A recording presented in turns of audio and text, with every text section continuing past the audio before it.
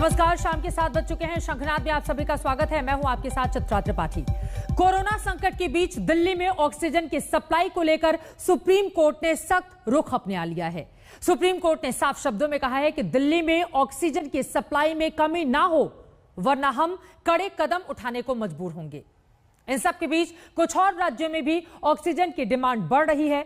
ऐसे में साफ है कि ऑक्सीजन को लेकर मची खींचतान जल्द खत्म होने वाली नहीं है। ये रिपोर्ट देखिए।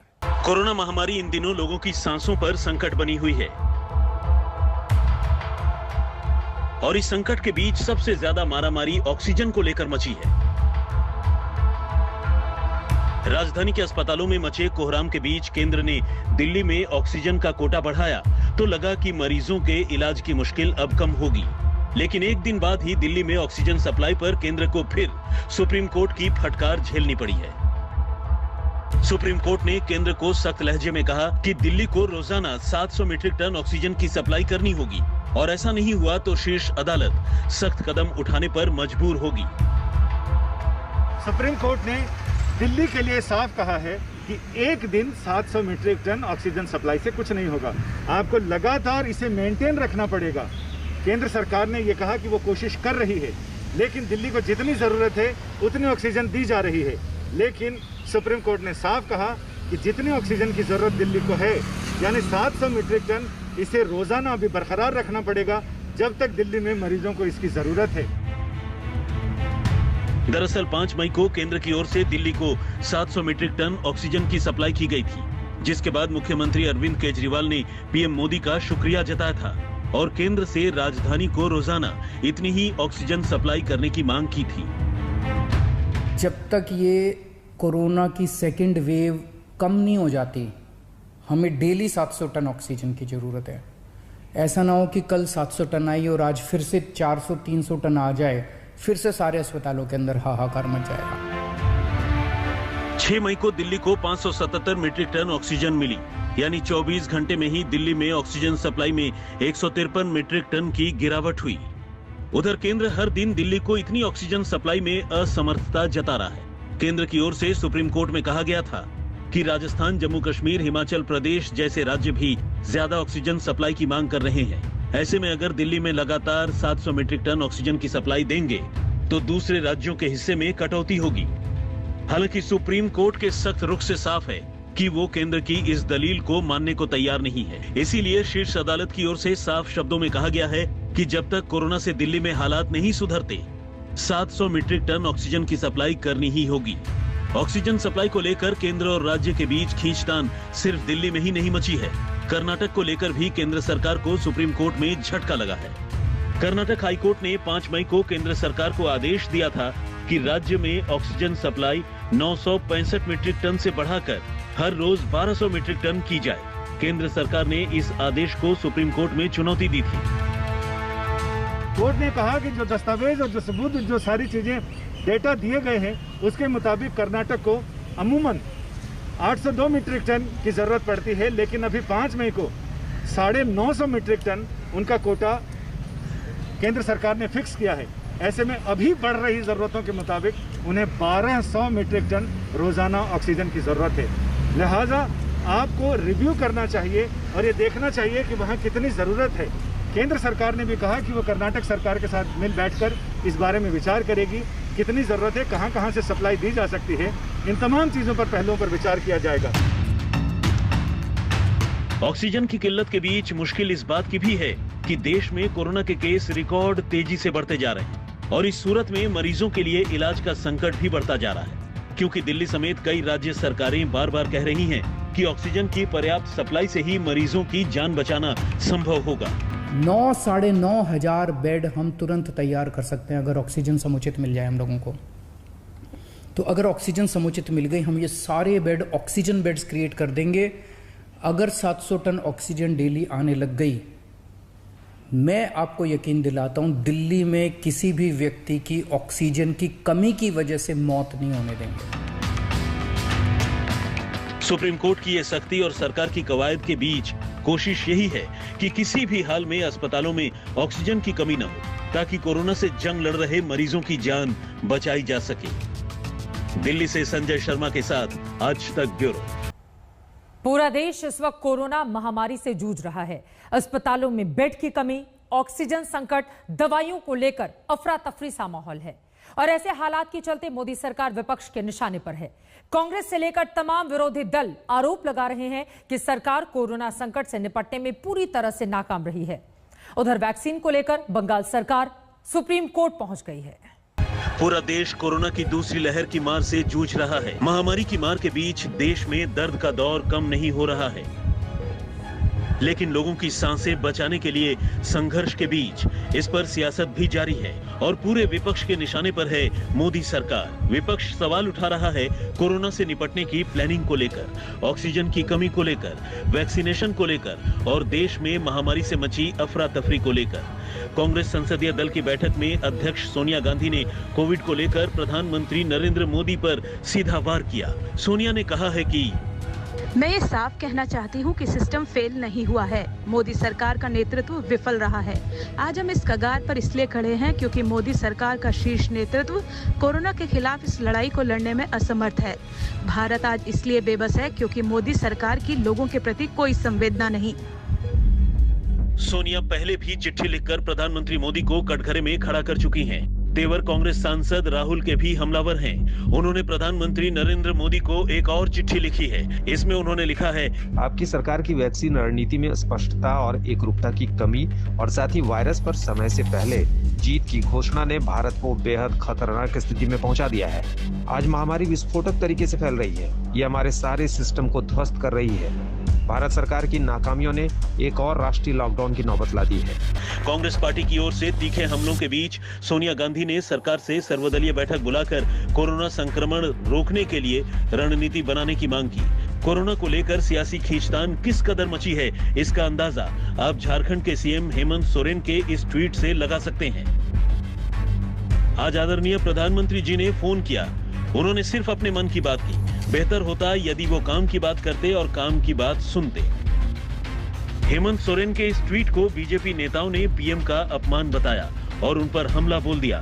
वहीं कुछ विपक्षी नेता हेमंत सोरेन के बचाव में उतर आए। दुर्भाग्यपूर्ण है, एक प्रधानमंत्री जब राज्य की जानकारी और कुशल क्षेम पूछते हैं और कैसे व्यवस्था की जा रही है, की जानी चाहिए, इस बात की जानकारी प्रधानमंत्री लेते हैं, वैसे समय में मुख्यमंत्री का टिप्पणी इस तरीके से न केवल मुख्यमंत्री के पद को, मुख्यमंत्री के गरिमा को धूल धूसरित करता है, बल्कि उनका भी एक तरीके से इस बात का संकेत मिलता है कि वो किस तरीके से सोचते हैं। ये लड़ाई कोरोना संक्रमण के खिलाफ कहां लड़ी जा रही है? राज्यों में लड़ी जा रही है। राज्य के मुख्यमंत्रियों की चिंता समझिए, चाहे वो बीजेपी के हों या नॉन बीजेपी पॉलिटिकल पार्टीज के हों, वो परेशान हैं। वहां व्यवस्थाएं कम हैं और आकार जो इसका डायमेंशन है इस संक्रमण का वो बहुत बड़ा है। तो उस संदर्भ में आपको राज्यों की सुननी होगी। सहकारी संघवाद यही कहता है, छोटी छोटी चीजें प्रधानमंत्री जी आप कर सकते हैं। उधर मुख्यमंत्री पद संभालने के बाद अब ममता बनर्जी भी कोरोना को लेकर केंद्र को निशाने पर ले रही हैं। ममता बनर्जी ने पीएम मोदी को चिट्ठी लिखकर सवाल किया है कि बंगाल के हिस्से की ऑक्सीजन की आवंटन दूसरे राज्यों को क्यों किया जा रहा है। कोरोना के इस संकट से निपटने के लिए सबसे जरूरी है एकजुट होकर महामारी का मुकाबला करना। यही वजह है कि पीएम मोदी राज्यों के मुख्यमंत्रियों से बातचीत कर जमीनी हालात का जायजा लेने में जुटे हैं, ताकि राज्यों तक जरूरी मदद पहुंचाई जा सके। लेकिन इन कोशिशों के बीच महामारी को लेकर जिस तरह से सियासत चल रही है, वो इस मुश्किल दौर में और इजाफा करेगी। आज तक ब्यूरो। अंदेशा जताया जा रहा है कि कोरोना की तीसरी लहर सबसे ज्यादा बच्चों को प्रभावित करेगी। महाराष्ट्र में कोरोना की दूसरी लहर में भी काफी बच्चे संक्रमित हो रहे हैं। राज्य सरकार इसका सामना करने के लिए अभी से जुट गई है। एक और चिंता यह है कि स्लम इलाकों में सीरो पॉजिटिविटी रेट कम हो रहा है, यानी कि लोगों में पहले के मुकाबले एंटीबॉडी कम हो रहे हैं। यहां लोगों का खूब वैक्सीनेशन किए जाने की जरूरत है, मगर मुंबई में वैक्सीन की बहुत कमी है। कोरोना की दूसरी लहर से जूझ रहे महाराष्ट्र ने अभी से तीसरी लहर के लिए तैयारी शुरू कर दी है। अंदेशा जताया जा रहा है कि तीसरी लहर से सबसे ज्यादा प्रभावित बच्चे होंगे। इसीलिए उद्धव ठाकरे सरकार एक स्पेशल पीडियाट्रिक टास्क फोर्स का गठन करने जा रही है, जो राज्य में बच्चों के लिए कोविड केयर सेंटर्स बनाएगी। बच्चों में टीकाकरण नहीं हो रहा है, इसलिए अगर उनको कोरोना बाधित हो जाता है तो हम उनके लिए क्या कर सकते हैं, इसके लिए हम उनके लिए खास तौर पर एसएनसीयू जो बेड्स है वो एसएनसीयू बेड्स हम खास तौर पर लगा रहे हैं। और दूसरी बात ये भी है कि पीडियाट्रिक टास्क फोर्स हम बना रहे हैं, उनका जो मार्गदर्शन रहेगा, उनकी जो भी गाइडलाइन रहेंगे, उनके मुताबिक हम उसके मेडिसिन जो लगेंगे, क्योंकि बच्चों के लिए अलग तरीके से मेडिसिन लग सकते हैं, उनके वेंटिलेटर्स अलग तरीके से होते हैं, तो ये वेंटिलेटर्स हो, ये मेडिसिन हो, उसकी भी तैयारी करना उतनी ही जरूरी है। तो और छोटे बच्चे होते हैं, उनको उनके माँ के साथ रहना पड़ता है, तो ऐसे वक्त किस तरह से तैयारी करना जरूरी है, ये सब के बारे में पूर्व सोच होना जरूरी है और प्री प्लानिंग होना जरूरी है।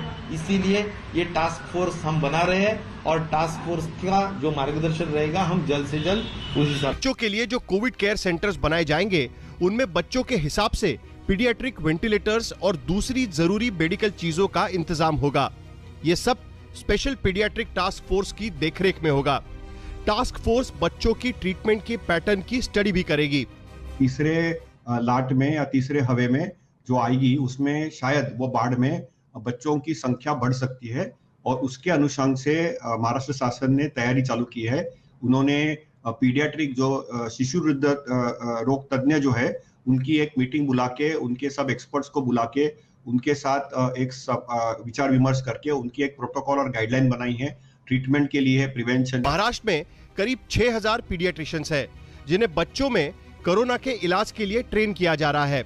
कोरोना की दूसरी लहर में पहली लहर के मुकाबले ज्यादा बच्चे संक्रमित हो रहे हैं और तीसरी लहर में और ज्यादा बच्चों के संक्रमण की आशंका है। इस बार हमने देखा है कि बच्चों में कोविड इन्फेक्शन ज्यादा हो रहा है। सिर्फ उतना नहीं है, जो बच्चों उनमें से जो परसेंटेज ऑफ द बच्चे हैं जिनको अक्सर हम लोग होम क्वारंटाइन में ही लास्ट टाइम मैनेज कर रहे थे, इस बार हमको हॉस्पिटलाइजेशन की भी जरूरत पड़ रही है। उनमें एक्यूट कोविड इफेक्ट भी आ रही है और उनमें लेट कोविड इफेक्ट, जिसको हम बोलते हैं मल्टी सिस्टम इन्फ्लेमेटरी सिंड्रोम, वो भी हो रहा है। छोटे बच्चों में वैक्सीनेशन नहीं हुआ है और ये हो सकता है कि स्ट्रेन चेंज हो रही है, पैटर्न जो है वो चेंज हो रही है, जो severity of the lung disease है वो एडल्ट्स की तरह दिख रही है। तो ये पॉसिबल है कि थर्ड वेव में हम ज्यादा सिवियरिटी देखें या ज्यादा बच्चों को आईसीयू की जरूरत पड़े और उसके लिए प्रिपेयर करने कर रखना अगर पॉसिबल है तो। दूसरी ओर एक्सपर्ट्स ने एक और चिंता जताई है। मुंबई के स्लम इलाकों में सीरो पॉजिटिविटी घट रही है, यानी कोरोना के एंटीबॉडी घट रहे हैं। बीएमसी के सबसे ताजा सीरो सर्वे में देखा गया है, स्लम इलाकों में एंटीबॉडी 12% घट गए हैं। इस साल अप्रैल में 41% लोगों में एंटीबॉडी मिले थे। जुलाई 2020 में 57% लोगों में एंटीबॉडी पाए गए थे। पहले बाढ़ में जैसे हमारी स्लम पॉपुलेशन धारावी में अफेक्ट हुआ था, दूसरे बाढ़ में मिडिल क्लास पॉपुलेशन या हाई राइजेस में हुआ था, तीसरे वेव में हम ये भी करते हैं कि यदि ये पॉपुलेशन स्लम्स में हम वैक्सीनेट नहीं कर पाते तो वहां पे भी वेव आने की संख्या, क्योंकि सीरो पॉजिटिविटी गिर सकती है, तो वो पॉपुलेशन के ऊपर भी फोकस करके वैक्सीनेशन, एजुकेशन और वहां के बच्चों के भी देखभाल करने के लिए पूरी तैयारी कर रहे हैं। बिकॉज मानसून भी आ रहा है अभी, आपको मालूम है कि मुंबई में और महाराष्ट्र में काफी बारिश गिरती है, तो उसकी तैयारी भी हो रही है और वहां पे बच्चों को ज्यादा तकलीफ होती है, अलग अलग बीमारियां होती है, तो ये सब अनुशांक करके पूरे जो कम्युनिटी को सेंसिटाइज। मुंबई में वैक्सीनेशन भी काफी धीमी गति से हो रहा है, जिस लिहाज से यहाँ की जनसंख्या है और जैसे कोरोना का प्रकोप है, बहुत कम लोगों को वैक्सीन लग पा रही है। 3 मई का उदाहरण लीजिए, मुंबई में 24,96,059 लोगों को वैक्सीन लगी, जबकि पुणे, जिसकी जनसंख्या मुंबई के मुकाबले काफी कम है, वहां 22,98,632 लोगों को वैक्सीन लगाई गई। कोविड की दूसरी लहर से जूझने के बाद अब महाराष्ट्र सरकार तीसरी लहर के लिए आकलन लगा रही है, जिसमें माना यह जा रहा है कि बच्चों और स्लम पॉपुलेशन में इन्फेक्शन ज़्यादा होगा। इसलिए बच्चों के लिए कोविड केयर सेंटर्स और स्लम्स में ज़्यादा से ज़्यादा वैक्सीनेशन के ड्राइव्स प्लान किए जा रहे हैं। सौरभ बख्तानिया के साथ मुस्तफ़ा शेख, मुंबई आज तक। कोरोना को लेकर विशेषज्ञों की सबसे बड़ी चेतावनी ये रहती है कि आप उसे हल्के में ना लें। आपने भी अपने आसपास देखा होगा कि जिसने भी कोरोना को गंभीरता से नहीं लिया वो उसका शिकार हो गया। लेकिन जब लॉकडाउन लगाने वाली सरकारें ही आत्म प्रशंसा में डूब जाएं, तो फिर सोचिए ये कितना बड़ा खतरा साबित हो सकता है। और नाम उसका दिया जन अनुशासन पखवाड़ा था। पहले राजस्थान के मुख्यमंत्री अशोक गहलोत की वो भूल देखिए जिसके लिए वो सोशल मीडिया पर ट्रोल हो रहे हैं। आज 3 मई से हमने 15 दिन का जो लॉकडाउन लगाया, एक प्रकार लॉकडाउन की तरह ही है, वो नाम दिया उसका हमने क्या दिया और नाम उसका दिया जन अनुशासन पखवाड़ा था पहले, उसको हमने जोड़ दिया है एक प्रकार से थोड़ा ज्यादा नाम भूल गया मैं। गलती तो किसी से भी हो सकती है, लेकिन कोरोना में अगर जनता भटके, बेमौत मारी जाए और फिर भी मुख्यमंत्री खुद अपनी पीठ ठोके तो उसे आप क्या कहेंगे? क्या ऐसी भूल को माफ किया जा सकता है? अरे माँ कहीं दिल्ली रहते हैं, रोज शाम को टीवी देखते होंगे, क्या क्या दृश्य आ रहे हैं वहाँ पर, क्या क्या वहाँ पर डॉक्टर लोग राय दे रहे हैं, क्या मारामारी ऑक्सीजन की है, कैसे सीन आ रहे हैं देश के अंदर, चाहे मध्य प्रदेश हो चाहे यूपी के हो। राजस्थान के मुख्यमंत्री का दावा है कि उनके राज्य में दूसरे राज्यों के मुकाबले हालात बेहतर हैं, लेकिन क्या वाकई में ऐसा है? क्या राजस्थान में सभी को इलाज मिल रहा है? ऑक्सीजन की कोई कमी नहीं है? जवाब आप ये रिपोर्ट देखकर खुद ही तय कीजिए। सबसे पहले राजस्थान की राजधानी जयपुर चलते हैं, जहां राज्य का सबसे बड़ा कोविड अस्पताल है। नाम है RUHS। आज तक संवाददाता शरद कुमार मुख्यमंत्री अशोक गहलोत के दावे की पड़ताल करने जब यहां पहुंचे तो हमें अस्पताल के बाहर खड़ी एक एम्बुलेंस के ड्राइवर ने इशारा करके बुलाया। 2 घंटे से घूम रहा हूँ इसमें के अंदर, वो कह रहे हैं कि बेड है ही नहीं। शरद कुमार जब यहाँ पहुँचे तो हमें एम्बुलेंस के अंदर ये मरीज इस हालत में मिला। कोई भी बता सकता है कि इस मरीज की हालत बहुत खराब है, उसकी सांसें उखड़ रही हैं। शरद कुमार ने जब उनके साथ आए परिजनों से पूछा तो बताया गया कि उनकी निजी ऑक्सीजन खत्म हो गई है, इसीलिए मरीज की हालत बिगड़ती जा रही है। लेकिन जब हमने पूछा कि अगर इतनी हालत खराब है तो फिर इसे अस्पताल में भर्ती क्यों नहीं करवाया जा रहा, इस सवाल का जवाब जो हमें मिला वो एसी कमरे में बैठकर बड़े बड़े दावे करने वाले मुख्यमंत्री से बिल्कुल भिन्न था। सरकार कहती है कि संसाधन की कमी नहीं है, लेकिन देख सकते हैं किस तरह से राजस्थान के सबसे बड़े कोविड अस्पताल के बाहर है वो मरीज, यहाँ पर उसकी सांसें अटक रही है लेकिन जगह नहीं है। इस तरह के हालात यहाँ पर है। कहाँ से लेके आए हैं? RUHS से लिया है, इनको भर्ती नहीं किया अभी। क्या कर रहे हैं? बोले बेड नहीं है। बेड नहीं है। जयपुर में RUHS के बाहर ऐसे मरीजों की भरमार है जिनकी सांसें थम रही हैं। चिलचिलाती धूप में आप भी देख सकते हैं कि राजस्थान के सबसे बड़े कोविड अस्पताल के बाहर एम्बुलेंस की भीड़ है, जिनमें लेटे मरीज ऑक्सीजन और इलाज दोनों के लिए तड़प रहे हैं। राजस्थान में कर्फ्यू के बावजूद कोरोना का संक्रमण थमने का नाम नहीं ले रहा है। सबसे ज्यादा हालात खराब जयपुर में हो रखे हैं। मैं अभी RUHS के सामने हूं, जहां पर हर 5 मिनट में सन्नाटा एम्बुलेंस से टूट रहा है। आप देख सकते हैं किस तरह से यहां पर एम्बुलेंस की कतारें लगी हुई हैं। अगर आप गेट के बाहर देखें और गेट के अंदर देखें तो एम्बुलेंस ही एम्बुलेंस है। सवाल यह है कि अगर राजस्थान में हालात बाकी राज्यों से बेहतर हैं, तो फिर इस चिलचिलाती धूप में लोग इतने बेसहारा क्यों हैं? ये वो सवाल है जिसे सोच कर जनता अपना आपा खो रही है। इसमें अमेरिका से आई ये NRI महिला भी शामिल है। शरद कुमार, जयपुर, आज तक। राजस्थान के हालात तो आपने देख लिए। उधर कोरोना संकट से निपटने के लिए पैरा मिलिट्री फोर्स के जवान भी फुल एक्शन में हैं। ऑक्सीजन की कमी दूर करने के लिए जवान युद्ध स्तर पर काम में लगातार लगे हुए हैं। कोरोना से निर्णायक युद्ध में para military force full action में है। ये तस्वीरें ITBP के CAPF रेफरल हॉस्पिटल की है। ऑक्सीजन की कमी से निपटने के लिए युद्ध स्तर पर एक्शन प्लान पर काम किया गया और चंद घंटों में ग्रेटर नोएडा के हॉस्पिटल में इटली की मदद से ऑक्सीजन प्लांट तैयार हो गया। गवर्नमेंट की तरफ से हमें ये सहयोग दिया गया और हमारी आवश्यकताओं को देखते हुए ये प्लांट, ऑक्सीजन जनरेशन प्लांट, ये हमारे यहाँ 3 मई को आया और 48 घंटे के अंदर इनकी बड़ी डेडिकेटेड टीम थी जिन्होंने इसको 48 घंटे के अंदर 5 मई को इसको इंस्टॉल कर दिया और 11 बजे जो है 5 तारीख को ये जो है ऑपरेशन में स्टार्ट हो गया इसका। रेफरल अस्पताल के IG मेडिकल DC डिमरी के अनुसार ऑक्सीजन प्लांट के शुरू होने से 100 मरीजों को ऑक्सीजन की दिक्कत नहीं होगी। आईटीबीपी के रेफरल हॉस्पिटल में ऑक्सीजन की कमी लगातार यहां पर देखी जा रही थी, जिसके चलते रेफरल हॉस्पिटल में इटली के सहयोग से एक ऑक्सीजन प्लांट यहां पर स्थापित किया गया है। इस ऑक्सीजन प्लांट के जरिए आईटीबीपी के इस रेफरल हॉस्पिटल में 100 बेड को ऑक्सीजन मिल सकेगी। यानी कि यहां पर जो ऑक्सीजन की कमी लगातार महसूस की जा रही थी, उसको अब दूर किया गया है। आईटीबीपी ये कोशिश कर रहा है कि आगे आने वाले दिनों में और अगर ज़्यादा बेड बढ़ते हैं तो इस तरीके के प्लांट को और बढ़ाया जाएगा, जिससे कि ऑक्सीजन का जनरेशन ज़्यादा मात्रा में हो सके। केंद्रीय सशस्त्र पुलिस बलों को समर्पित इस अस्पताल में 100 से ज्यादा कोविड-19 बेड उपलब्ध हैं। कोरोना काल में ये अस्पताल सेवारत और सेवानिवृत्त केंद्रीय सशस्त्र पुलिस बलों और उनके परिवारों के इलाज में अहम भूमिका निभा रहा है। जितेंद्र बहादुर सिंह, नोएडा, आज तक। तो देखा आपने, हमारे जवान किस तरह से हर मोर्चे पर मुस्तैद हैं। फिलहाल आगे बढ़ते हुए आपको यह बताते चले, देश में आज तीसरी बार कोरोना ने 4 लाख का आंकड़ा पार किया है। क्या है देश और राज्य का हाल, आइए इस ग्राफिक्स के जरिए आपको समझाते हैं।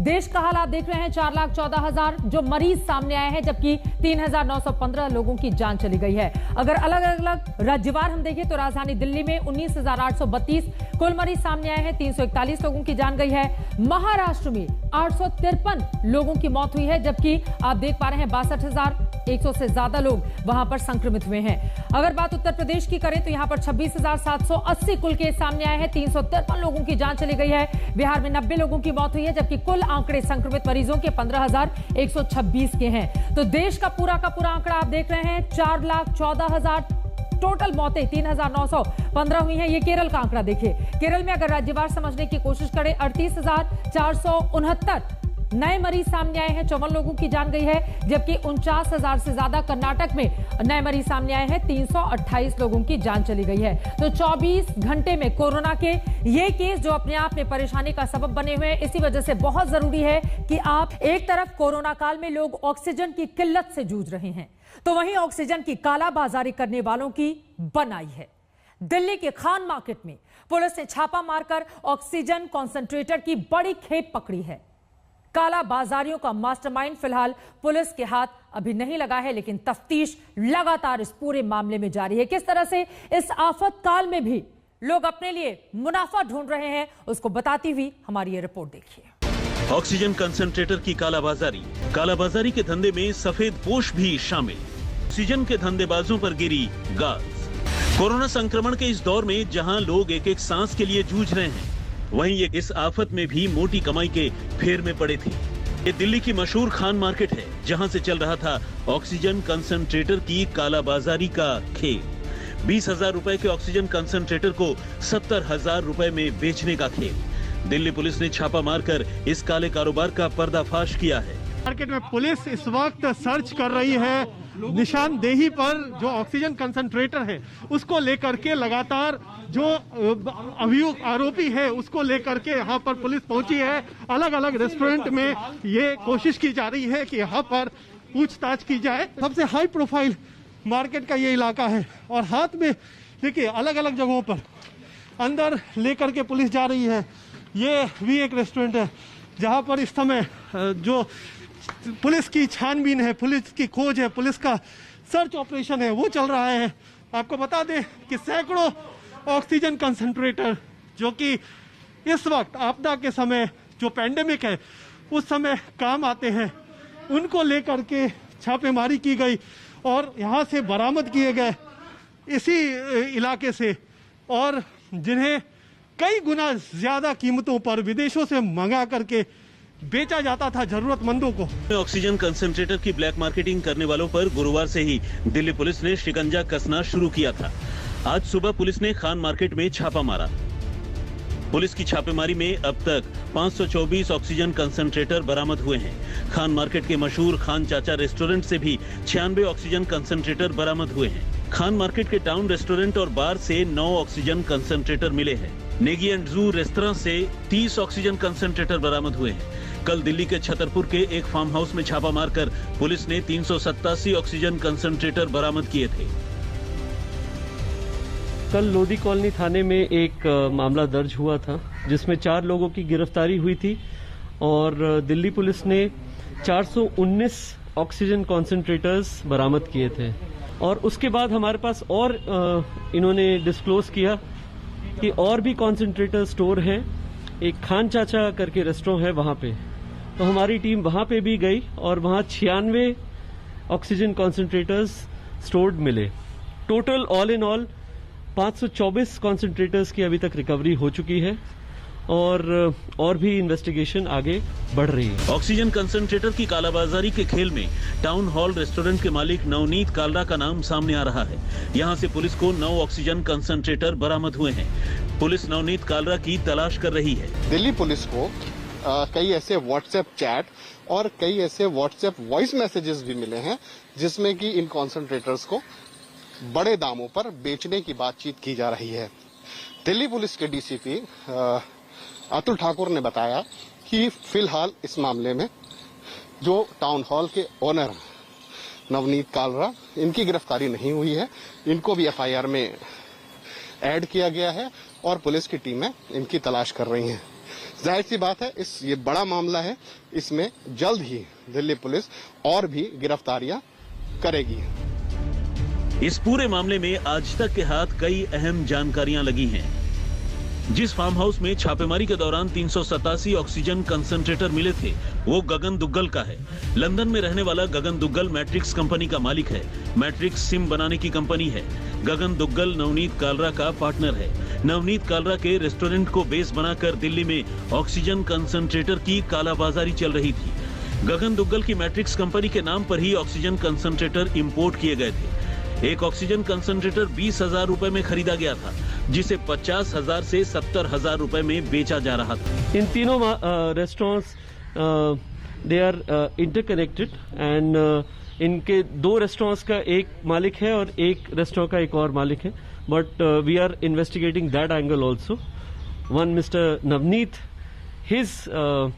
he owns these restaurants, so he is also under investigation. Corona के कहर से कराह रही दिल्ली वालों को ऑक्सीजन कॉन्सेंट्रेटर की जरूरत थी और इसी का फायदा नवनीत कालरा उठा रहा था। आज तक के पास वो व्हाट्सएप चैट भी है जिसमें नवनीत कालरा लोगों से 20,000 रुपए के कॉन्सेंट्रेटर के 50 से 60 से 70,000 रुपए डिमांड कर रहा था।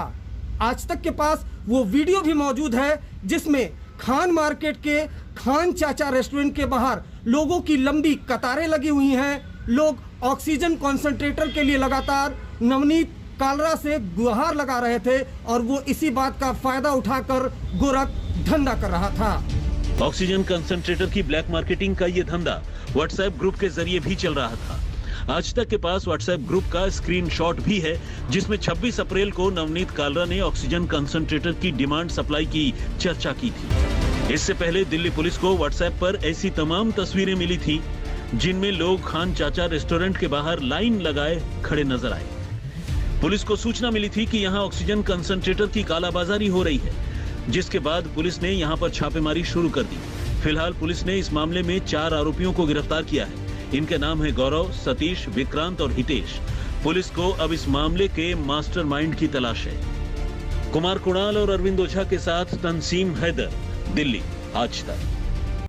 दिल्ली में ऑक्सीजन की कालाबाजारी पकड़ी गई है तो वहीं दिल्ली सरकार के मंत्री इमरान हुसैन पर ऑक्सीजन की कालाबाजारी का आरोप लगा है।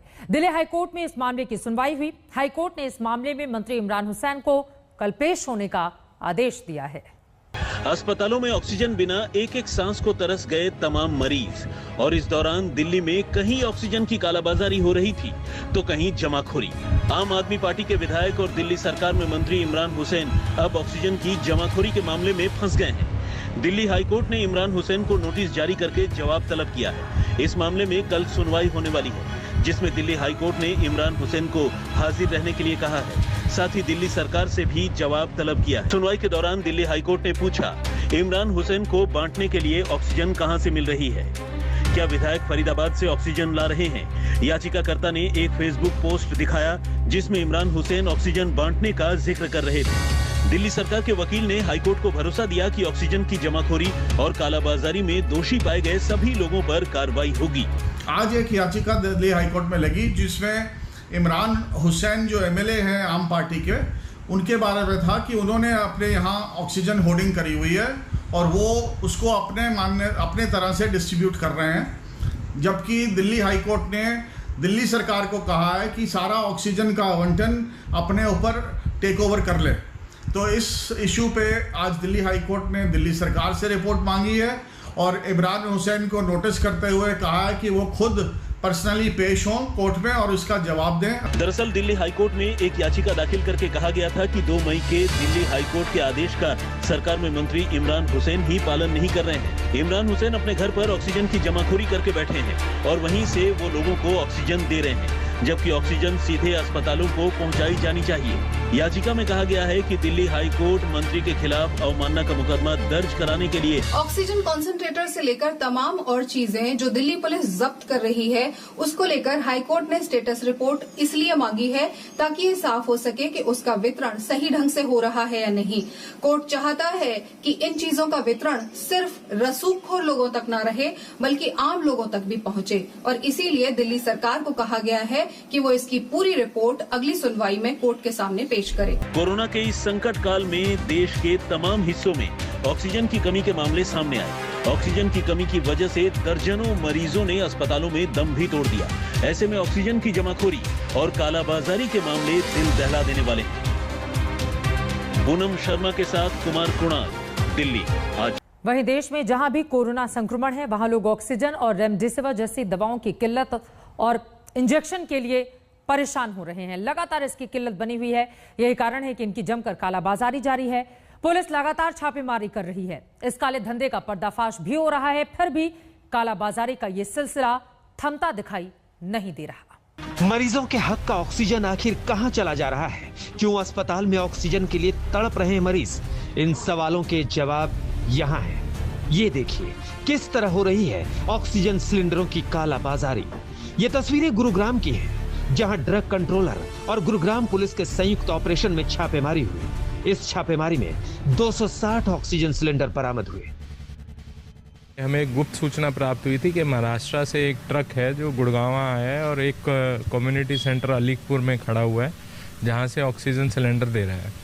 तुरंत हमने एक टीम का गठन किया और पुलिस बादशाहपुर को लेकर हम मौके पे पहुंचे। मौके पे पहुंच के हमने देखा कि वहाँ पे एक ट्रक था जिसमें से कुछ सिलेंडर्स रखे हुए थे, ऑक्सीजन के सिलेंडर्स थे, टाइप बी और टाइप डी टाइप के।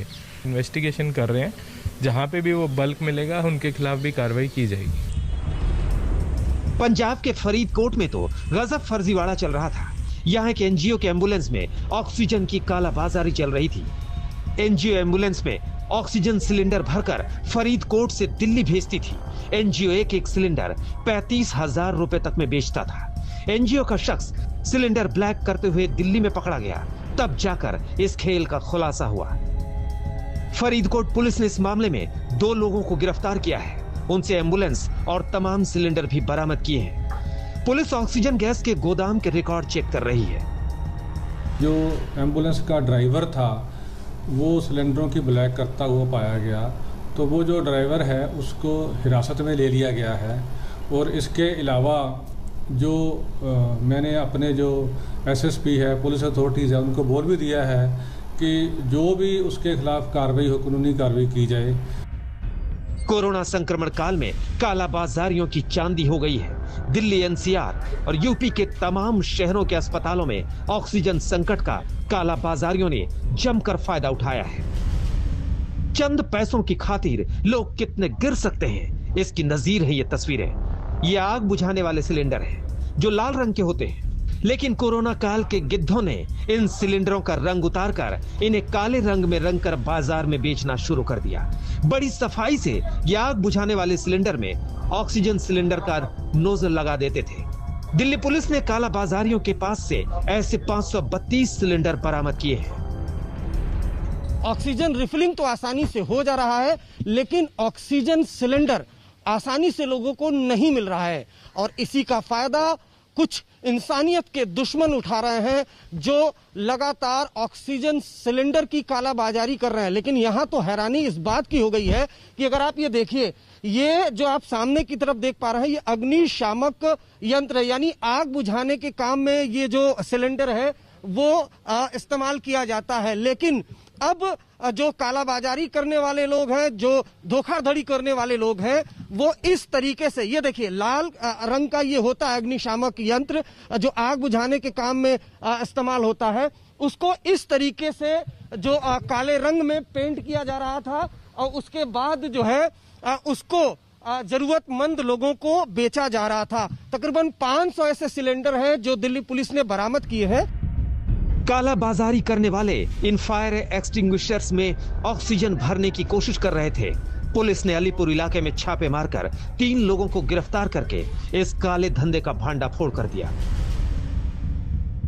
सिर्फ ऑक्सीजन ही नहीं, देश भर में तमाम जगहों से रेमडेसिविर इंजेक्शन की कालाबाजारी की खबरें भी आ रही हैं।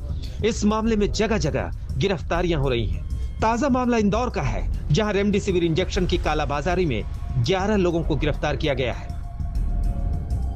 ऑक्सीजन और रेमडेसिविर जैसी दवाओं की कालाबाजारी पर रोक लगाने के लिए दिल्ली पुलिस ने कॉल सेंटर खोला है। इस कॉल सेंटर की मदद से अब तक करीब 150 ठगों और कालाबाजारियों को गिरफ्तार किया गया है। कोरोना संक्रमण काल में पैसे के पीछे पागल लोगों की ये बेहद घिनौनी कारस्तानी सामने आई है। गाजियाबाद में जहां इस्तेमाल किए गए दास्तानों को फिर से पैक करके बेचने का धंधा फल फूल रहा था, पुलिस ने गाजियाबाद के ट्रॉनिका सेंटर में चल रहे इस धंधे का पर्दाफाश किया, साथ ही 3 लोगों की गिरफ्तारी भी की है। फरीदकोट से प्रेम पासी, गाजियाबाद से मयंक के साथ अरविंद ओझा, दिल्ली आज तक। देश के खिलाफ गद्दारी है ये, और ऐसे लोगों को वैसी सजा भी मिलनी चाहिए। अगर आपके भी आसपास इस तरह की खबरें हो, इस तरह की कोई भी जानकारी हो, तो तुरंत पुलिस को सूचना दें, क्योंकि इस घनघोर आपदा में इस तरह के अवसर किसी के लिए भी नहीं होने चाहिए और इस पर तुरंत लगाम लगनी होगी।